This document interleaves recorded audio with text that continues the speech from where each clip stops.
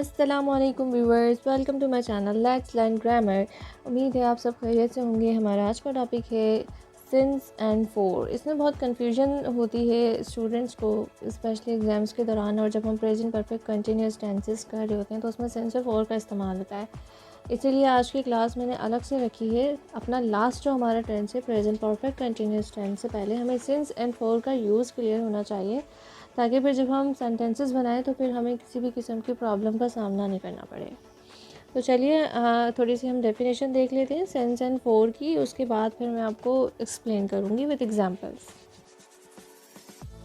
ये डेफिनेशन सिर्फ आपकी नोट डाउन करने के लिए लिखी है। Remember, for is used with a period of time. Period of time क्या होता है वो मैं आपको बताती हूँ आगे। Since is use to refer to a specific point in time. Specific point in time क्या होता है कि कहाँ हम सिंस का इस्तेमाल कर रहे होते हैं, ये मैं एग्जाम्पल्स के साथ आपको बेटर डिफाइन करूँगी। You can use for and since with similar verb tenses if you wish. But please remember this, for can be used with other verb tenses including the future. ये definition note down कर लीजिए। हम आगे since की तरफ बढ़ते हैं। Since के एग्जांपल देखेंगे, देन फोर के एग्जांपल्स देखेंगे, फिर हम आज एक एक्सरसाइज भी करेंगे जिससे आपकी सिंस एंड फोर की प्रैक्टिस होगी। Let's go. Specific point in time. Since के अंदर हम अपने सेंटेंसेस के अंदर ये बता रहे होते हैं सिंस के यूज़ में कि जो हमारा ड्यूरेशन है, मतलब जिस चीज़ को भी हम डिफाइन करें वो कहाँ से स्टार्ट हो रहा है, पॉइंट क्या है टाइम का स्टार्ट करने के लिए। हम उसको कैलकुलेट नहीं कर रहे होते, हम जस्ट स्टार्टिंग पॉइंट बता रहे होते हैं। हमें उसका जो बीच का ड्यूरेशन है उसके बारे में नहीं पता होता। एग्जाम्पल्स देखते हैं, फिर आपको ये specific point in time since का अंदाज़ा हो जाएगा। I have been studying since 9 a.m. Since 9 a.m. यानी कि मैं पढ़ रहा हूँ सुबह 9 बजे से। मुझे ये तो पता है कि मैं किस वक्त से पढ़ रहा हूँ, लेकिन अब तक मेरा टाइम कितना मैंने अपना स्पेंड कर दिया स्टडी करने के लिए उसके बारे में मुझे नहीं पता। हाँ, ये पता है कि मैंने कब से स्टडी करना शुरू किया था। सेकेंड एग्जाम्पल है, she has been a teacher since 2015। इस सेंटेंस में देखिए, मुझे ये पता है कि वो जो टीचर है वो पढ़ा रही है 2015 से, पर कितना टाइम हो गया उसके बारे में मुझे नहीं पता। बस हाँ, ये पता है कि उसने पढ़ाना कब से शुरू किया। ऐसी थर्ड एग्जाम्पल है हमारी, Ali has lived in London since April. Ali जो है लंदन में रह रहा है अप्रैल से। ठीक है, मुझे ये पता है अप्रैल से वो लंदन में रह रहा है, लेकिन उसको कितना टाइम हो गया, कितने मंथ हो गए, ये मैं डिफ़ाइन नहीं कर पाई। एक और यूज़ भी होता है सिंस का, लेकिन वो मैं फोर के एग्जाम्पल को डिफ़ाइन करने के बाद फिर मैं आपको उस यूज़ के बारे में बताऊंगी। आइए हम फोर की तरफ बढ़ते हैं कि फोर हम कहाँ यूज़ कर रहे होते हैं। जब फोर का इस्तेमाल आता है ना, तो इसके अंदर हम कैलकुलेट कर रहे होते हैं जो टाइम पीरियड होता है। लाइक कि सिंस में हम ये बता रहे थे कि हम कहाँ से स्टार्ट करें। लाइक हमने since 2015, since morning, since night, ये हमें पता होता है कि हमारा जो वर्क हम कर रहे हैं वो कब से स्टार्ट हो रहा है। जबकि फोर के लिए हम जो वो ड्यूरेशन ऑफ टाइम होता है हम उसको कैलकुलेट करके बता रहे होते हैं। आइए एग्जाम्पल्स देखते हैं ताकि हम बेहतर तरीके से इसको समझ सकें। I have been studying for 3 hours. 3 hours मैंने कैलकुलेट कर लिया, 3 घंटे से पढ़ रहा हूँ। जबकि सेंस में हम कैलकुलेट नहीं कर रहे थे, हम ये बता रहे थे कि सुबह से पढ़ रहे हैं या शाम से पढ़ रहे हैं, लेकिन हम कैलकुलेट नहीं कर पाए थे कि हम सुबह से लेकर शाम तक पढ़ने के लिए हमें कितने आवर्स लग गए। अगर पीरियड ऑफ टाइम को हम अपने सेंटेंस में कैलकुलेट करके बता सकें तो वहाँ पे हमें आंख बंद करके फोर का इस्तेमाल करना होता है। अगर हमारे पास टाइम की कैलकुलेशन नहीं है तो हम फोर का इस्तेमाल नहीं कर सकते, वहाँ पे हम सिंस का इस्तेमाल करते हैं। इसी तरह से हमारी दूसरी एग्जांपल हमारे सामने मौजूद है, she will be in the office for 2 hours. वो 2 घंटे तक ऑफिस में होगी। इसके अंदर हमने टाइम बता दिया है, 2 आवर्स का टाइम हमने डिफाइन कर दिया, इसलिए हमने फोर का इस्तेमाल किया है।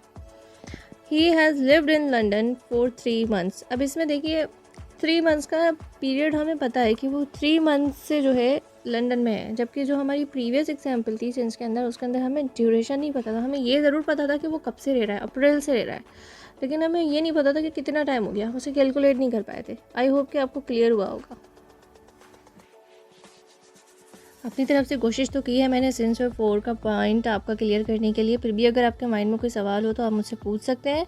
चलिए अब हम एक छोटी सी एक्सरसाइज करते हैं सिंस और फोर की, और फिर देखते हैं कि आपने कितना अच्छे तरीके से इसको समझा है।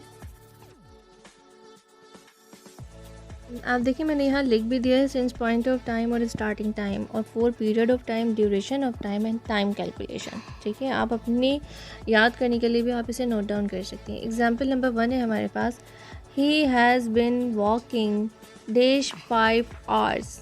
क्या आप मुझे बता सकते हैं कि इस डैश में क्या आएगा?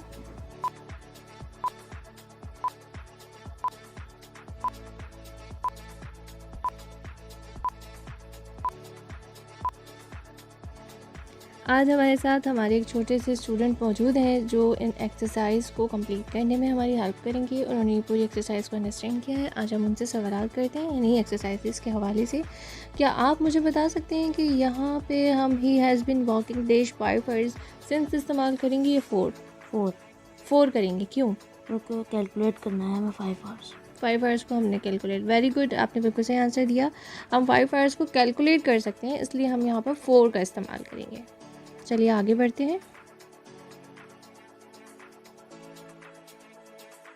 नेक्स्ट एग्जाम्पल है हमारी, we have lived here dash 1985। क्या आप लोग गेस कर सकते हैं यहाँ पर क्या आएगा?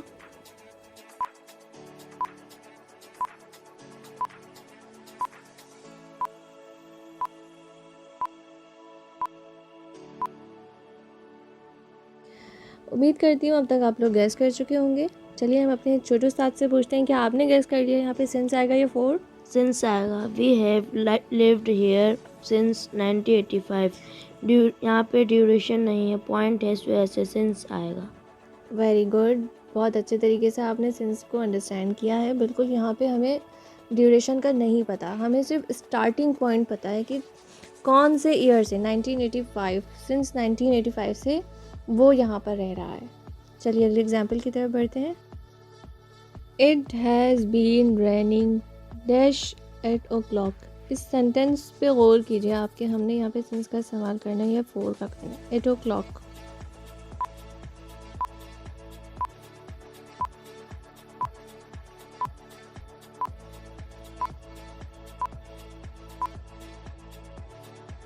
उम्मीद करती हूँ अब तक आप लोगों ने भी गेस कर लिया होगा। क्या आप मुझे बता सकते हैं कि यहाँ पे सिंस आएगा या फोर?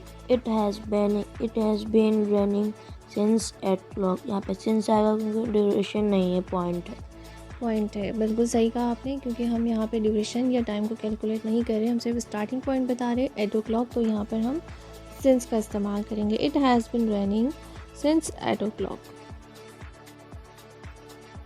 नेक्स्ट एग्जाम्पल है हमारी, आई have been suffering from fever dash midnight. Midnight कहाँ से आ गया, इसके बारे में तो मैंने बताया नहीं था। सो अब यहाँ पर क्या आएगा?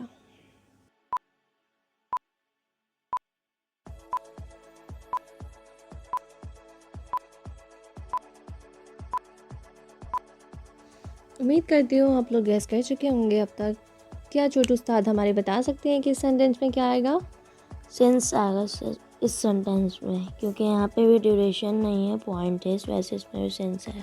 बिल्कुल आपने सही कहा, हम यहाँ पे पॉइंट बता रहे हैं। मिडनाइट यानी आधी रात से उसे बुखार हो रहा है, हमें सिर्फ पॉइंट पता है, लेकिन हमने यहाँ पे कैलकुलेशन नहीं की, तो इस वजह से हम फोर का नहीं सिंस का इस्तेमाल करेंगे। That would be, I have been suffering from fever since midnight. Very good. Next example है हमारी, the children have been playing cricket dash 3 hours। क्या आप बता सकते हैं यहाँ पे हम सिंस लगाएंगे, फोर लगाएंगे? बहुत आसान है, चलिए फटाफट से गेस कीजिए।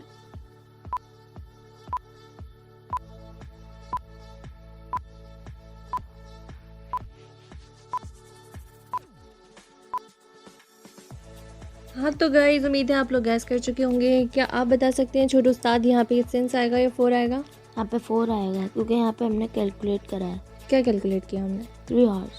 3 hours को हमने कैलकुलेट कर लिया। बिल्कुल सही कहा आपने, हम 3 hours को कैलकुलेट कर चुके हैं, इसीलिए हमने यहाँ पर 4 का इस्तेमाल किया। The children have been playing cricket for 3 hours। I hope कि सिंस एंड 4 का इस्तेमाल बहुत अच्छे तरीके से क्लियर हो गया होगा आप लोगों का। I I have not met her this last Tuesday. क्या आएगा यहाँ पे, सिंस या फॉर। ये आप लोगों का होमवर्क है। आप लोग को जो भी समझ में आता है कि हमने यहाँ पे सिंस लगाना है या फॉर लगाना है, आप ये मुझे बताएंगे कमेंट बॉक्स में।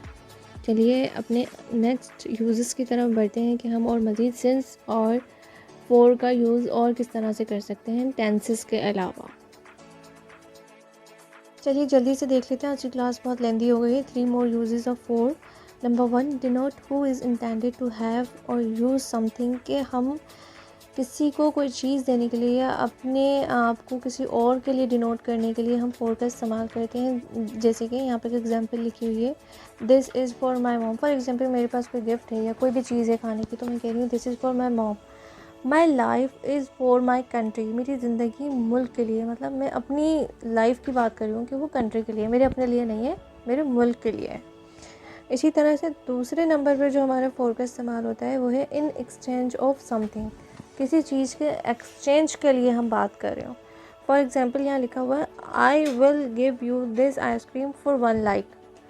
मैं आइसक्रीम देने की बात कर रही हूँ, बट मैंने साथ साथ बात की है कि मुझे 1 लाइक चाहिए, मुझे 1 लाइक मिलेगा तो ही मैं आइसक्रीम दूँगी, अदरवाइज़ नहीं। एक्सचेंज की बात की है मैंने, कोई शर्त रखी है कि इसके बदले में आइसक्रीम मिलेगी। दूसरी एग्जाम्पल है, these books are available for 50 rupees each only. Books तो मिल सकती हैं आपको, पर हर बुक की आपको कीमत अदा करनी पड़ेगी, यानी कि मैं एक्सचेंज कर रही हूँ अपनी बुक्स की वैल्यू को 50 रुपये के साथ। तीसरा जो यूज़ है वो थोड़ा सा डिफरेंट है। लाइक यहाँ पे लिखा हुआ है, considering what can be expected from somebody something that's too much work for you. मतलब कि मैं तुमसे किसी भी काम को या किसी भी चीज़ को एक्सपेक्ट कर रही हूँ, तुमसे ज़्यादा या तुमसे कम, वहाँ पर भी मैं फॉर का इस्तेमाल करती हूँ। किसी इंसान के लिए भी हो सकता है और किसी बेजान चीज़ के लिए भी हो सकता है। लाइक दूसरी एग्जांपल यहाँ लिखी हुई है, you are bad for a beginner. इसका मतलब ये नहीं है कि तुम बिगनर के लिए बुरे हो, नहीं, ऐसा कुछ नहीं है। इसका मतलब ये है कि मतलब बिगनर लेवल के लिए तुम सूट नहीं करते, मतलब तुम बिगनर लेवल के लिए नहीं हो, you are bad for a beginner level. इसी तरह से थर्ड एग्जांपल है, you are tall for your age. सही है, अपनी एज के लिहाज से तुम बहुत ज़्यादा टॉल हो। समझ में आ रही है, यहाँ पर भी हम फॉर का इस्तेमाल कर रहे होते हैं। चलिए आगे बढ़ते हैं। मैंने कहा था कि सिंस और फॉर दोनों के एक्स्ट्रा यूजेस के बारे में बताऊंगी। हमारा सिंस का भी एक और यूज़ होता है, वो भी मैं आपको क्लियर कर देती हूँ, फिर हम अपनी सिंस एंड फॉर की क्लास को एंड की तरफ लेकर जाएंगे।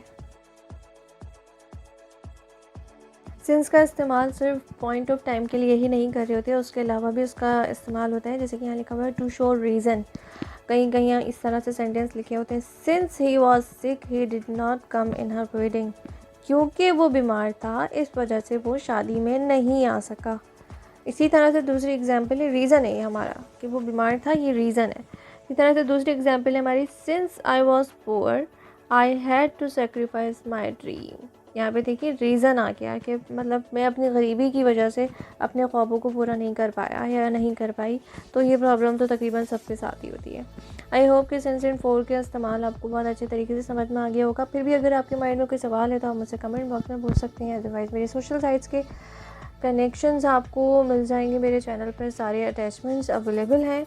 अगर आपको मेरी वीडियो पसंद आई है तो प्लीज़ वीडियो को लाइक करना नहीं भूलिएगा, मेरे चैनल को सब्सक्राइब कीजिए and don't forget to press the bell icon to get notify about my new videos.